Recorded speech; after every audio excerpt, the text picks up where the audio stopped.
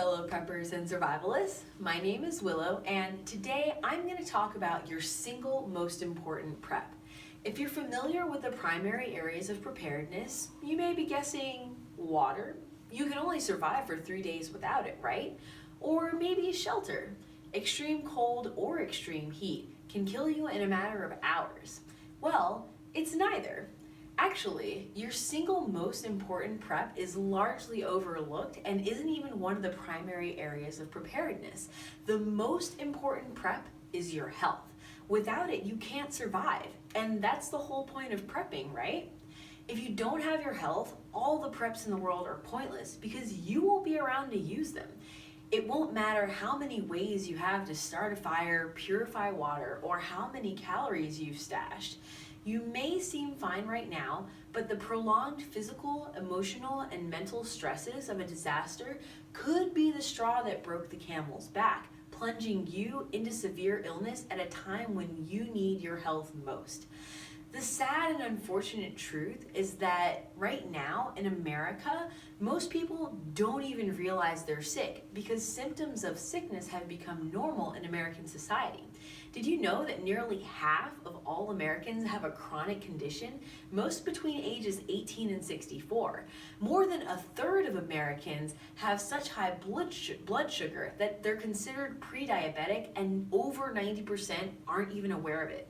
Food allergies are on a rampage, and if you experience mild reactions such as congestion, gas, or mental fog, you may actually be having a reaction to something you've eaten. If you've been managing ailments like those or other discomfort such as headaches, constipation, or general aches and pains for a long time, it may not even occur to you that those things are not normal and that you're actually sick.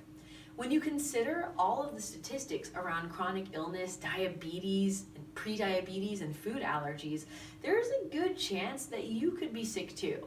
Maybe, maybe not, but just because you aren't bleeding out of your eyes or spraying diarrhea everywhere, it doesn't mean that you're not sick. Sickness can be very subtle for a long time until it expresses itself in an obvious way, and by then, you typically have a really big problem. As a prepper, it is essential to prioritize your health because it really is your most important area of preparedness. If you take good care of yourself now, you'll be much more capable of caring for yourself and your family in a challenging situation like a disaster. So, how do you do this? The most basic things you've probably heard before, like drink more water. You would be surprised how many issues can be resolved and prevented by simply drinking enough good quality water. Fresh spring water is the best, but any clean water is way better than no water. When it comes to diet, I'm sure you already know that you should avoid fast foods and processed foods, and you should eat more fruits and vegetables, especially veggies and especially dark leafy greens. These things are very important and they will definitely help improve your health.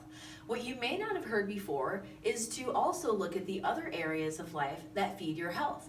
Consider how your relationships, your physical activity, your career, and spirituality are impacting your health. And consider what changes or adjustments may need to occur in these areas to better support a whole healthy you. These things are as much, if not more important than the physical things that feed your health. So don't just shrug it off. Imbalance in these areas will eventually manifest as illness in your body, so consider how these areas are affecting you. What if you were completely confident that your health wouldn't fail at a time when you need it most? How would it feel to know that you would be fully capable of caring for yourself and your family in a disaster instead of worrying about the possibility that your health could take a downturn when they need you most? What if you could ensure that all your investments in your other preps are worth the time and energy because you will be in a position to make good use of them when the time comes? If you really are serious about being prepared, your health is vital to your mission for survival, for both you and your family. Thank you for joining me. I hope you enjoyed this video and I hope it was helpful for you. Please click like, but only if you actually like the video, and leave comments if you have any questions, comments, concerns, etc. I'll be making more videos, so if you want to hear more, don't forget to subscribe. Thank you again for joining me. Have a good day. Bye.